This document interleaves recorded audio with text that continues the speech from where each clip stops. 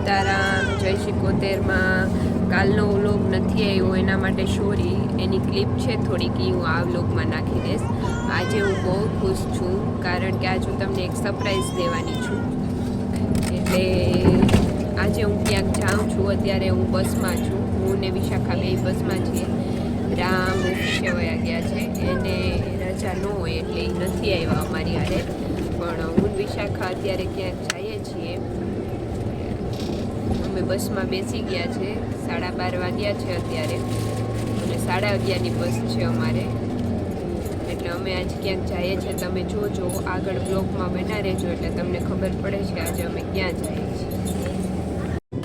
જો અમે એક દિવસ મેળામાંથી આને બલૂન્સ બનાવવાની 20 રૂપિયાની ટિકિટમાં લાગ્યું હતું ને, એમાં બાપ દીકરી હવે અત્યારે બલૂન્સ બનાવે છે. મારાથી તો નથી થતું, રામથી જ થાય છે તો એ કરી દે છે. અને આ બધી ખરીદી કરી આવ્યા હતા અમે મેળામાંથી. આ બધું એટલું બધું લીધું છે અમે ત્યાંથી મેળામાંથી.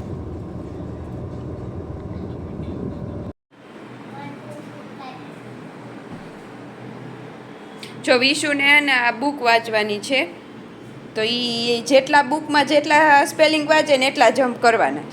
3 સ્પેલિંગ વાંચીને 3 જમ્પ કરે વિશુ. કાં વિશુ?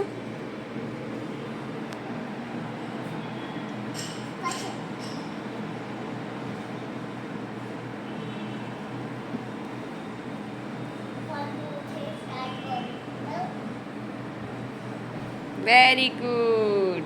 ચલો વિશુ અત્યારે કરે છે હોમવર્ક. એને હવે નર્સરીમાં વેકેશન ખુલે પછી જવાનું છે એટલે એ ABCD કરે લખે છે. વેરી ગુડ વિશાખા, એ આવડી ગયો. હવે બીજો કરજો. શું કરસ વિશુ? સ્ટાર કર્યો. વાહ, કોને કરી દીધો? જોરથી બોલ. ક્યાં ગયા હતા? ક્યાં ગયા હતા? બાલભવન મેળામાં, રેસકોર્સ.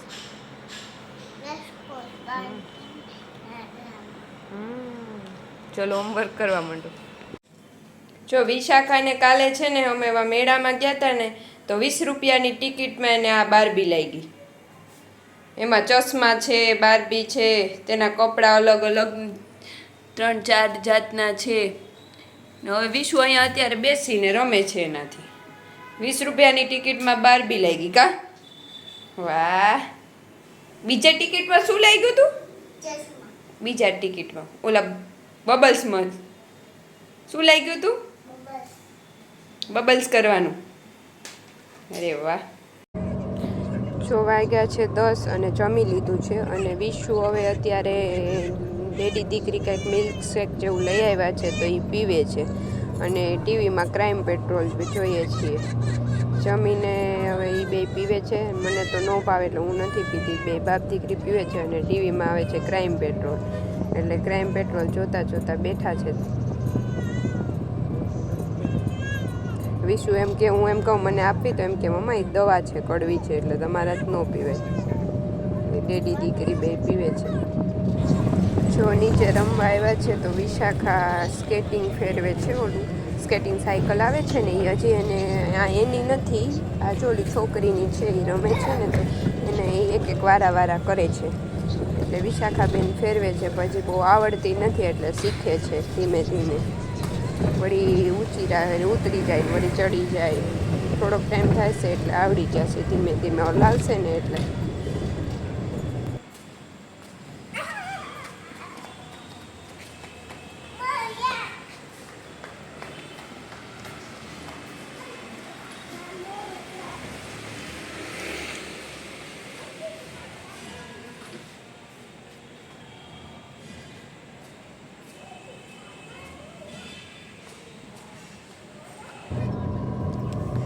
જો અમે આવ્યા છે 10:30 વાગ્યા છે.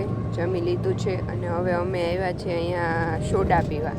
તો 3 બહેનોને ઝટ સોડા જ પીવી છે, જલ્દી સોડા પીવી છે. એટલે રામ કે હું થોડીક વાર રમાડું. એટલે રામ 3ને અહીંયા રમાડે છે. રીંગા રોજીસ કરાવે છે.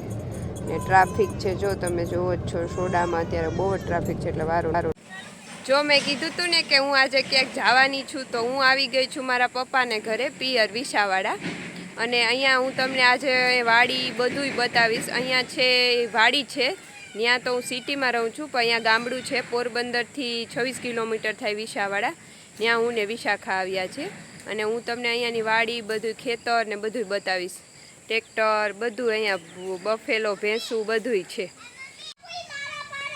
હેલો ફ્રેન્ડ્સ, હું આવી ગઈ છું જો પપ્પાની ઘરે, અને હવે ત્યાંથી મારે કેરીનું બોક્સ લેવા જવાનું છે. તો હું કેરીનું બોક્સ લઈ આવું, પછી આવીને તમને બતાવું.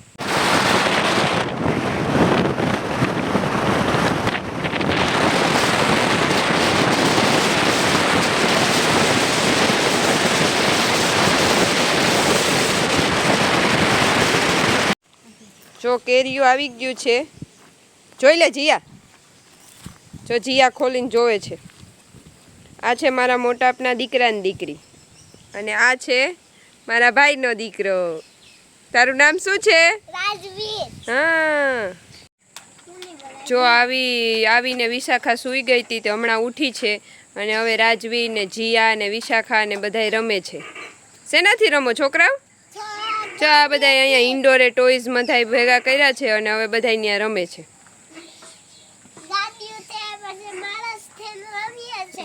ગાડીઓથી માણસથી રમો. તારું નામ શું છે? રાજવીર કેશવાલ. અરે વાહ, પછી તારું નામ શું છે? વિશાખા તો ઉઠી છે, નથી બોલ.